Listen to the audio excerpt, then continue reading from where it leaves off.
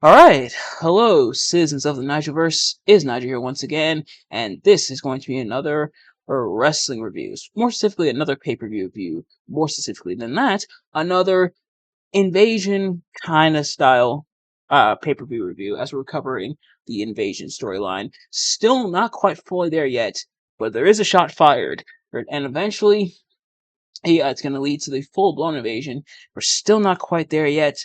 But first, it's time for Monarchy to reign supreme. It's time for King of the Ring 2001. So, of course, as always, I am not a professional wrestling reviewer, analyst, or anything like that. Just a man who enjoys a good time. And I will say I had a pretty decent time with this event.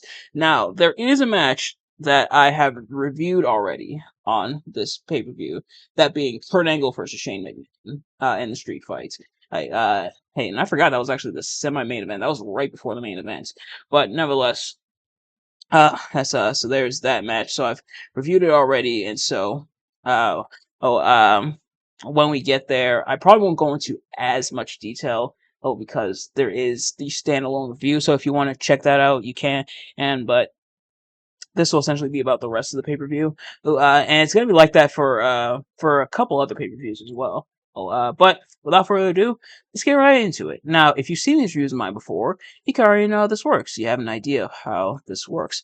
However, if you haven't, I'm going to be talking about what I liked and disliked about the event, and I'm going to go match by match. But first, before any of that happens, DDP shows up. DDP at this point has debuted in the WWF, and DDP, who was once one of the most popular WCW superstars, was the People's Champions, and someone who defied the NWO. Oh, very uber popular in WCW. As soon as he comes to WWF, his first storyline is stalking the Undertaker's wife. Yeah, it makes just about as much sense here as it did back in 2001. But DDP had been stalking Sarah for quite some time. At first, it was kind of seen as like a tactical edge that DDP had tried to get over the Undertaker, but eventually it blossomed into a full blown obsession with Sarah. So, yeah. Now that the creepy factor's out of the way, DDP pulls up.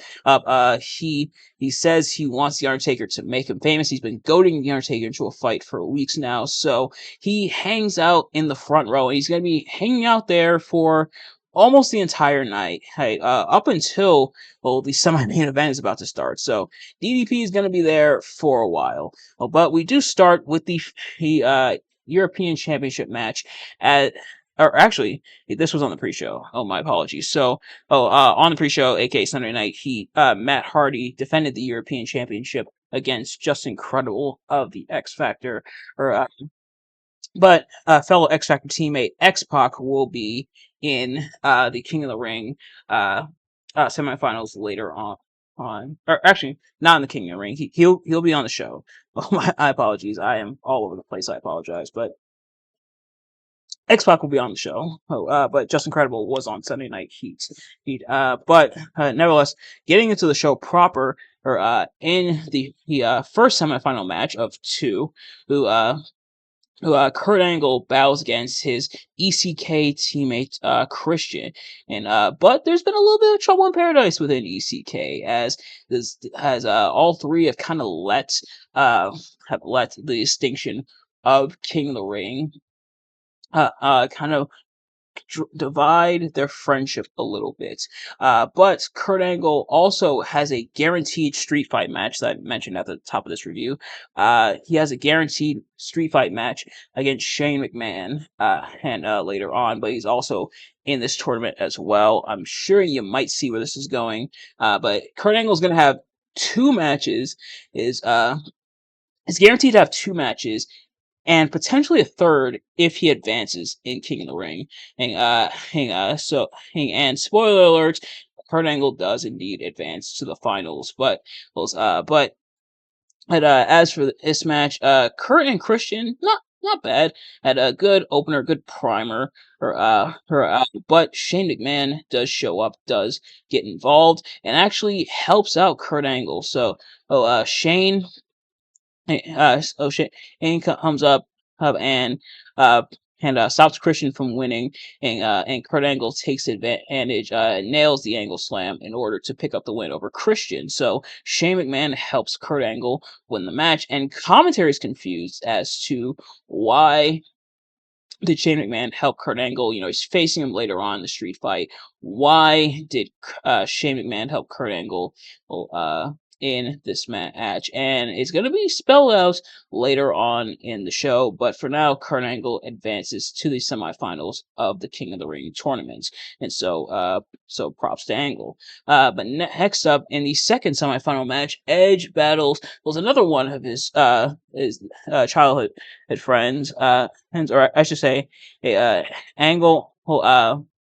Angle was friends with Edge Christian in WWF. I'm not sure if they knew each other before then, but these two were legitimately childhood friends. That being Edge and Rhino. Rhino was actually friends with both Edge and Christian, and so it has been really cool to see them reunite in the WWF, but no friendships here, and they do bring up the friendship as well between those two. But Rhino does dominate a good portion of the match. There is a moment where they both go for their spears, their respective spears. Edge goes for his spear, and then Rhino goes for the gore. Or on a bit of a side note, gore might be the best spear in pro wrestling history. If I had to rank like top 3 spears, I'd probably say I'd honestly give number 3 to Braun Breaker. Braun Breaker definitely. I know he's still pretty young in his career, so maybe it's a little too early to say that. But Braun Breaker, or who I've kind of been watching since NXT, he delivers a hell of a spear. But then number 2 would probably be Goldberg, and then probably Rhino. But as for who has a better spear between Rhino and Goldberg, it's usually pretty debatable. A lot of people have debated it over the years, but I think I might have to go. I have to give it to Rhino here. But nevertheless, as as at at one point, the turnbuckle was untied. I believe Edge was the one who undid the turnbuckle pad, and so Edge tricks Rhino into spearing himself into the unguarded turnbuckle. Pretty much how Spider-Man takes out his Rhino.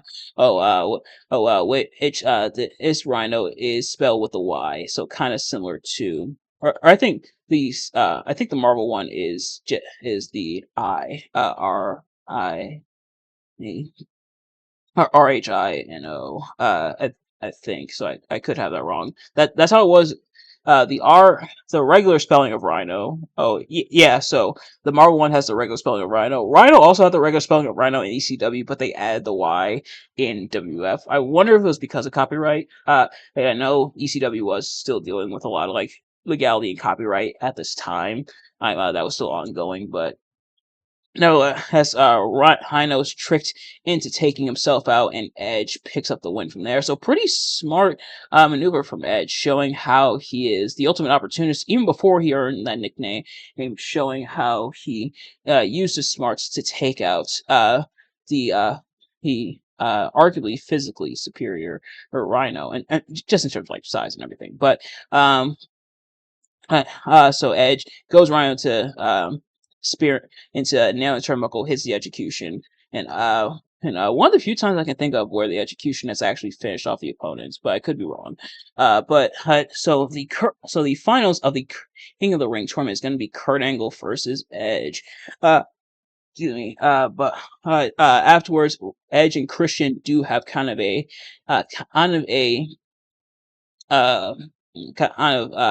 uh, banter. Edge Christian also were dealing with some tension with the King of the Ring tournament as well. Also, a sign of things to come for later on in the year. But uh, but Christian does eventually wish Edge good luck in the finals. But that's not till later on. Next up, though, for the tag team championships, the Dudley Boys, Bubba Ray and Devon, defend against Spike Dudley and a mystery tag team partner. So at this point, the Dudley Boys, first of all, have turned heel, but also they've taken the titles from Chris Jericho and Chris Benoit, who won them from Austin and Triple H, as I detailed in my review of Judgment Day 2001. So if you haven't already, go check out that review. And Triple H, now at this point, because he tore his quad, is out for the rest of 2001, and thus will miss the Invasion storyline. But the Dudley Boys, they put down Spike. They put whoever's going to be his mystery tag team partner, saying, and especially Spike's relationship with Molly Holly, which he does have at this time. Spike, like, of course, always has been the run of the litter. So who did Spike pick as his mystery tag team partner? Also, how is that 2 pay-per-views in a row where we've had a match involving someone and a mystery tag team partner? But this one turns out to be Kane. And so Kane and Spike Dudley are going to challenge the Dudley Boys for the tag titles. You would have thought Kane would have, thankfully Spike doesn't do it here. You'd have thought Kane would have learned his lesson about teaming with smaller guys after he was betrayed by X-Pac, but I guess not. But it's not, nevertheless. So Kane is the mystery tag team partner for Spike Dudley. It's weird that Spike has now kind of been excommunicated from the Dudley Boys, so the Dudley Boys and Spike no longer allies, no longer friends and everything. But they both still wear kind of the same gear with like the camo and everything. And I think even the same color camo. So weird that Spike didn't change his gear, or the Dudleys didn't change their gear, or so that they don't look like they're still aligned, because it does get a little confusing. But eventually, the Dudleys are able to pick up the win. And Kane, of course, the story is Kane's very dominant against the Dudleys. Spike struggles mightily, but eventually the Dudley Boys do nail Spike with a 3D to pick up the win. And retain the tag team titles, and Kane kind of carries Spike after the Dudley Boys get the win. So Spike, unfortunately, he came up short against his brothers, but gave it a hell of a fight. And this match, not too bad. But next up, in the finals of the King of the Ring, Edge and Kurt Angle battle out. Kurt Angle got help from Shane McMahon the previous round. Now he and Edge are going to battle to determine who will be the 2001 King of the Ring. And throughout, we see, or actually, I'll get to that a little bit later, because it's going to be for the story. But Edge and Angle are going at it. Angle does deliver most of the offense, and even locking ankle. Christian does show up. First accidentally almost costs Edge, but eventually he's taken down. He's brought down, I should say. But because the referee was distracted, he didn't see Edge tapping out.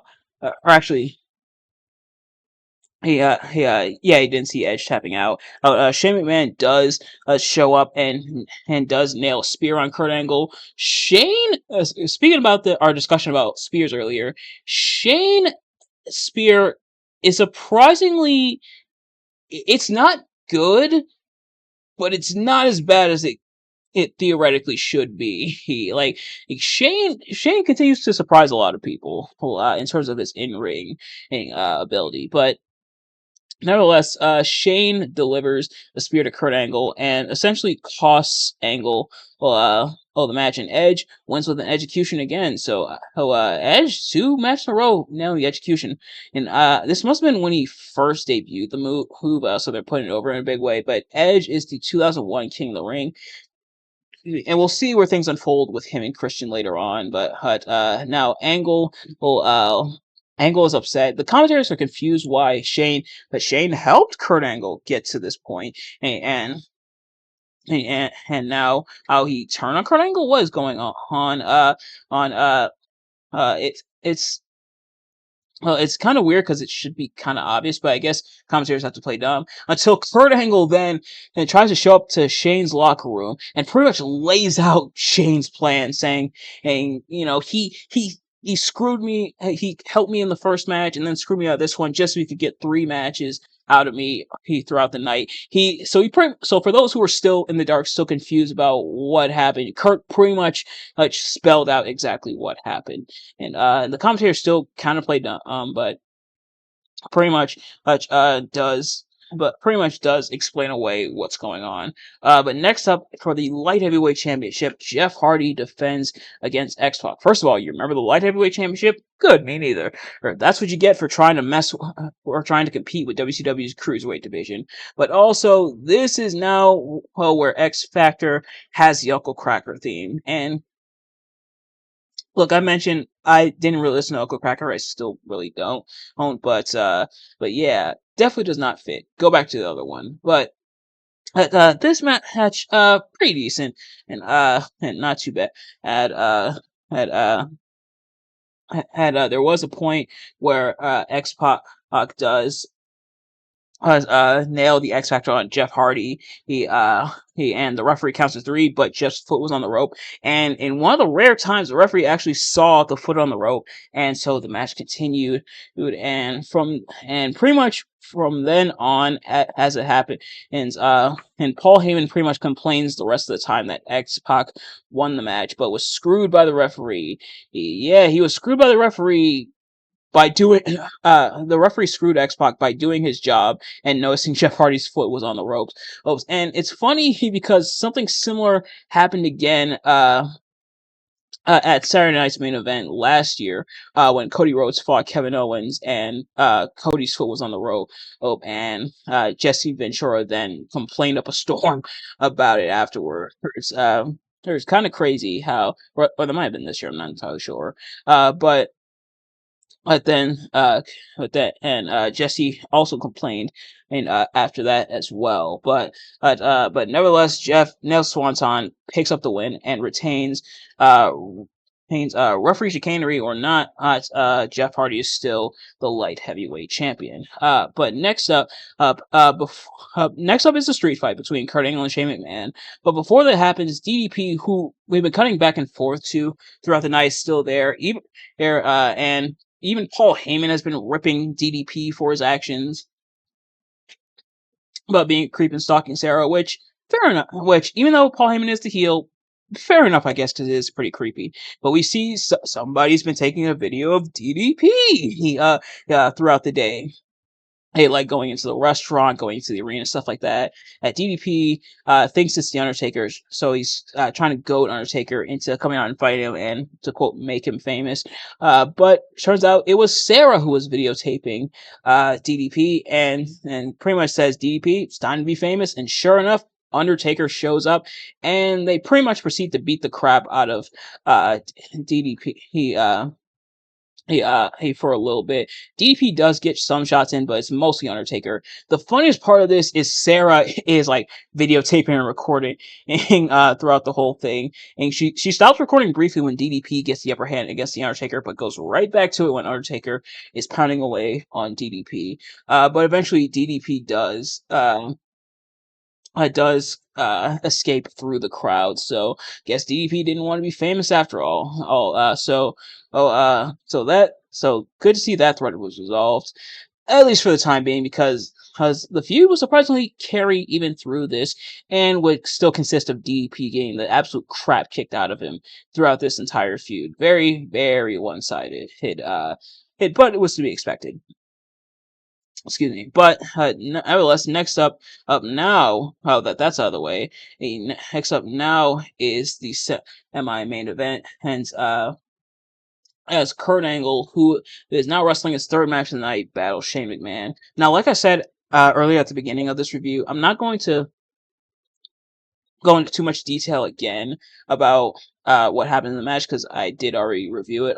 If you haven't already, go check out that review for more. So I'll kind of gloss over and give kind of my thoughts upon rewatching it. In fact, if I remember to, I'll put the link to it in the description of this video. But Like pretty much. Also, it was brutal when I first watched it, and it's brutal again to look at. And man, and going through, seeing Shane being hurled through the glass, and just seeing both he and Angle covered in that blood. But so the story was, it was supposed to be sugar glass, supposed to be easy to go through, but they ended up having to use real glass, Crimea River, because they didn't want the sugar glass to break with the pyro and everything, which Kurt Angle, for all three of Kurt Angle's matches, for all three of his matches, he gets pyro all three times, which is kind of funny. Um, but they didn't want the pyro to break the glass because then it would ruin that spot. So they installed regular glass and pretty much didn't tell anybody about it. So sure enough, Kurt Angle tries to send Shane through the first time. So there's two pieces of glass. So Kurt is supposed to send Shane through the first glass. Then they're supposed to be on the inside. And then Kurt's supposed to send him out through the other glass. First glass, they try to send it through, doesn't work. So Shane apparently just like, screw it, send me again, and sends him through. Sure enough, happens. Then the second time when they're inside, same thing happens again. And this one actually, Kurt tries two times, I think, and then just hurls Shane through that glass.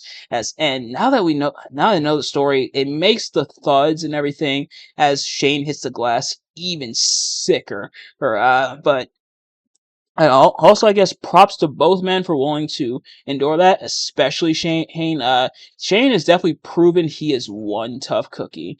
But nevertheless, as Kurt eventually does get the win over Shane, but definitely hell of a match. Definitely very, very scary. And it's crazy to think Vince almost accidentally killed his own son live on pay-per-view. And I think, like, if I'm not mistaken, Vince, which I imagine he probably did, but if I remember correctly, that was the story that Vince has a lot of regret because of that, which is understandable. Well, but yeah, very, very crazy. In terms of that, Shane is an absolute madman for even wanting to go through with that. Like for me personally, this is probably why I'll never become a wrestler. If I found out, oh, it's just regular glass, I would just I would just say, let's cut the spot. Like, it's a very brutal spot. It shows off the brutality. It makes Angle look like a madman. But I would just say, screw it. I'm not going through that. If it's real glass, like if it's regular sugar glass that breaks away easily, cool. But if it's real glass, yeah, I'm not doing it. And I imagine that's probably how most of you are. But yeah, yeah, it's very, very sick. And I will also say that might be, just for what Shane went through, might make it best match of the night.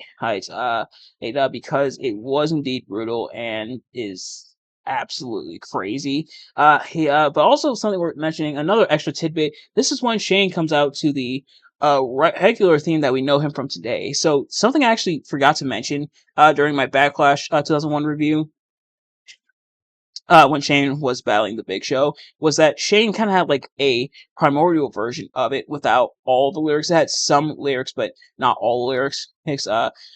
So it was very weird to hear that different version of a theme, but this one that they have is the version that we come to know and love in the modern day. But yeah, just still absolutely insane. Even watching it back the second time, even though I know what's gonna happen, and granted, even the first time I went to watch and I specifically reviewed it for that reason. I knew it was gonna happen because it's been talked about several times. It's on like several like OMG crazy spots type compilations on YouTube. But seeing it hearing it again for the purpose of review the first time, and then seeing it a third time, I'm in a way for the purpose of review again, as we're doing the Alliance pay-per-views or slash Invasion storyline pay-per-views.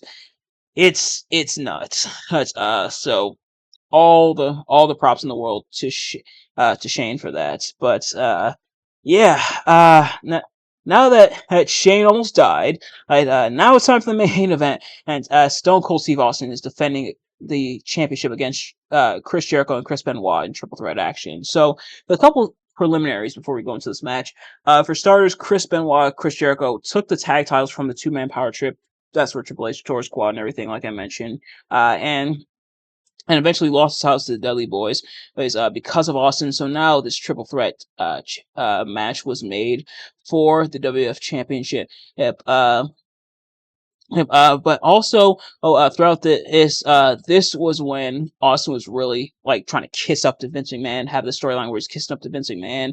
He tries to call Vince, see where he is. Vince is still in Stamford, so Austin tells him to get down to the arena. Ultimately, Vince doesn't show up on the pay-per-view feed, so he, so, so,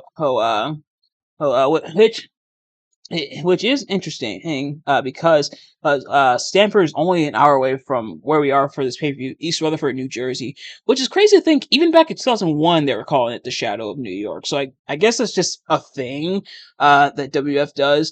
That's like a thing. So Shadow of New York. Or it's pretty much code for New Jersey.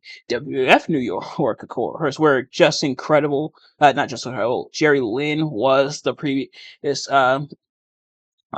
previous pay-per-view, that being Judgment Day, when he was still light heavyweight champion, and then they report from WF New York where Billy Gunn is, and Billy Gunn is upset about not being in the tournament this year. Here, of course, Billy Gunn won the tournament back in 1999, but yeah, so Austin tries calling Vince. Vince wants Austin to win the match on his own and not be as much of a kiss up to Vince. And Austin does kind of say like Triple H dropped the ball and everything, by getting injured. Which he's not the first, he's not the last to do that. That's pretty crazy. Ironically enough, another person who did that was Triple H when Shawn Michaels had his back injury and was forced to retire, but. Yeah, so nevertheless, it's Austin, Benoit, and Jericho in this triple threat, and this match was actually pretty solid. And having Jericho and Benoit do the majority of the legwork, while Austin came in when needed. Nothing against Austin, but I think having that was the right move, especially with Jericho and Benoit having as good a chemistry as they do. Austin did come in. There was moments with all three guys, but I think having Jericho and Benoit do the majority of the legwork, I think, was very, very good, and a very good move, especially when they put Austin through the announce table. Well, but also.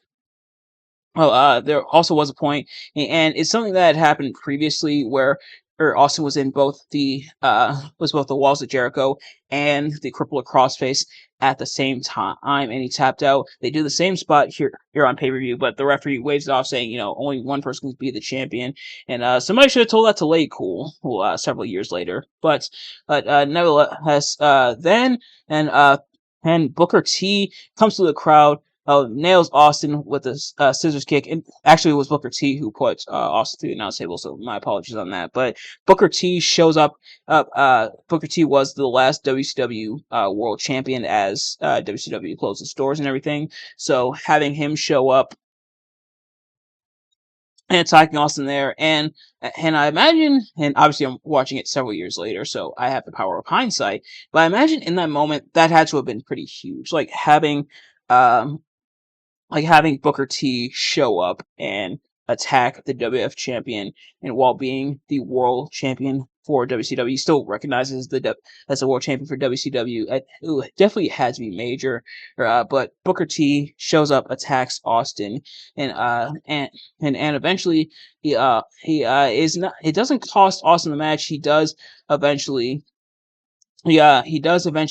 pick up the win after Benoit does a back suplex off the top rope, which does break Benoit's neck and causes him to be out for the rest of the Invasion storyline. So, great. Two big stars. First Triple H and now Chris Benoit, who will be out for the Invasion storyline. So that definitely sucks. But Austin does crawl over to Benoit and pins him to pick up the win. And I'd say it's similar, and I would call it similar to when Triple H pedigreed Booker T at WrestleMania 19, and then took forever to crawl over him and pick up the victory. But knowing Benoit broke his neck, I decided I wouldn't do that. But yeah, so Austin retains. No McMahon, unfortunately, but Austin does retain the championship here. Her hell of a match. Definitely sucks that Benoit had that injury, but definitely a solid main event to end off the show. But yeah, that is going to do it for this event. And honestly, I am glad. I had nothing against the other King of the Ring matches. I'm glad they decided to end off with the championship match instead of ending off with the finals of the King of the Ring, even though the event is King of the Ring. So I think having it end off with the championship match was the right call, in my opinion. Excuse me. But in terms of the strongest and weakest match of the night, the strongest definitely Kurt versus Shane, and definitely hell of a hell of a effort by Shane, and especially he being pretty banged up from the glass and everything. And my question is, why didn't anybody tell Kurt and Shane about the glass? Us like before the match, Hatch saying like, "Hey, I know you had the spot where you're sending through the glass, but we couldn't get the sugar glass because the pyrotechnics would probably break the glass, so we had regular glass instead." And I'm sure they probably could have came up with a different spot, but nevertheless, what happened did happen. In terms of the weakest match, I guess by comparison, maybe the tag match between the Dudleys and Spike and Kane, um, but that's only really by comparison, or maybe Jeff versus X-Pac. But that's going to do it for this review. Thank you all so much for watching. I hope you enjoyed. If you did, please do me a favor, like, comment, subscribe, share with your friends, turn on those post notifications so you know every time I upload a video so you never miss an upload, and let me know in the comment section below your thoughts on King of the Ring 2001 and my review of it. Did you like the event? Did you like my review of the event? Let me know. And next time, the next pay-per-view, I'm actually doing this pay-per-view and then the next episode of The Invasion the same day, which will be tomorrow, aka Monday. So stay tuned for that. But yeah, with this next pay-per-view, now we're full scale into The Invasion. So we'll see what happens when that time comes. But in the meantime, thank you all so much for watching. I'll see you guys later. Peace.